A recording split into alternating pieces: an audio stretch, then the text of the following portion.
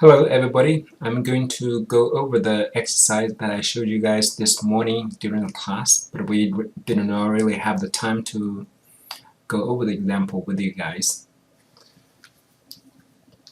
So this table just shows all the activities involved in a small project and with the description of the corresponding activity and the duration assigned to each activity, and also with the predecessor relationships shown in this table. And we are required to use the activity on arrow diagram to draw this small project schedule. Now let's get started. As I already mentioned in the class, for the activity on arrow diagram, all activities should come out of one node. They all should end in one node. So now let's first draw the first activity. Of course, we always need to draw one starting node. So at this point, I don't really care too much about the calculation of the schedule. I just want to sketch up the schedule for the project that's shown in this table. They're going to have three activities that have no predecessors. So obviously, those are the first few activities. And this is the activity A. They all are going to share the same node, even though they all share the start node, but that does not mean they all have the same predecessor, because before that node, before those activities A, B, and C, there are no activities A, B, C. Now let's continue with the activity D. Activity D is dependent on activity A. Alright, let's first draw this, because when you are drawing the activity on arrow diagram, not necessarily you will finish with a really nice diagram. You always need to do some manipulation or small adjustment, because sometimes we may introduce some pseudo activities that are not really necessary to include in the diagram. So in that case, you have to do some minor adjustment, maybe get rid of some of those unnecessary dummy activities. Continue on with the activity E. Activity E is dependent on A and B. This is activity E. Obviously, E is dependent on B, and B is activity E is a predecessor, but it also has another activity. The other one is activity A. And obviously, in order to establish the relationship between activity and E, it looks like there's some gap. We have to bridge those two nodes with the dummy activity. Let's continue on with the D and E and F. F has something to do with the C, D, and E. Let's continue with this one. And that's activity F. And activity F is dependent on both C, D, and E.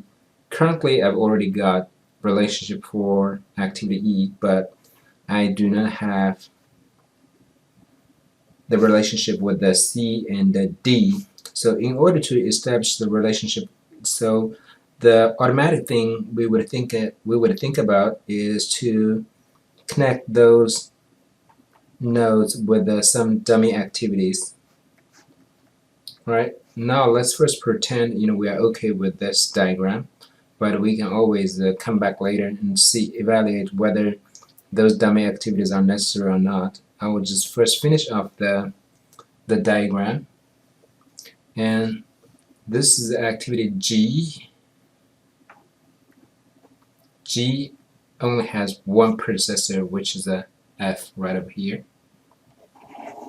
So obviously we need to go back and double check, make sure if I've already captured all the precedence relationships for all the activities. So it looks like, if we just reevaluate those predecessors, I believe, this diagram is the perfect in terms of capture the relationship. The next thing we need to do is to evaluate, whether those dummy activities are necessary or not. So one way to evaluate it is to first let's try to get rid of this dummy activity to see if this will violate the proper use of dummy activities.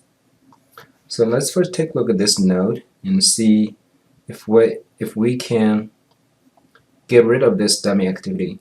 It looks like we can, because if we get rid of this dummy activity, we just draw the solid line from here to here, and it looks like even with those two nodes, and there are no other activities shared with those two nodes, so I think we are fine.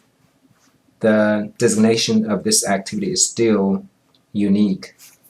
What about this activity C? Can we get rid of this? Yeah, it looks like we can get rid of this as well. If we cross this out and connect the lines, and I think we're still okay if we get rid of this. So now I think this is the correct use of all the dummies. And for this one, the dummy is a must, so it must stay there. And we are done with the sketching up the activity on error diagram. And of course, you can always just erase this part and start drawing a nicer diagram. So for example, I try to make everything a little bit more aesthetically appealing. I can do a diagram like this.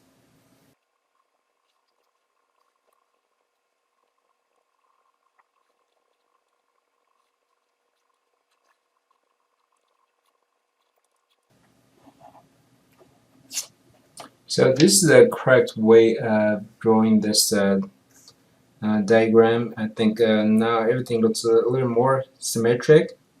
And the last thing we need to do is give those nodes a number.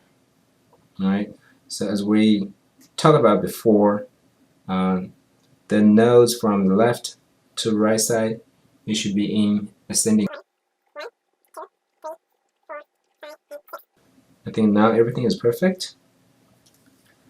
So all the designation for each activity in terms of using the number wise, they are all unique, and that's the way to draw your activity on error diagram.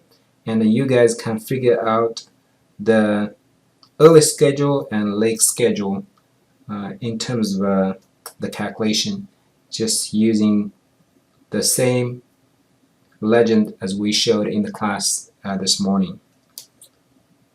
Alright, that's it. See you guys.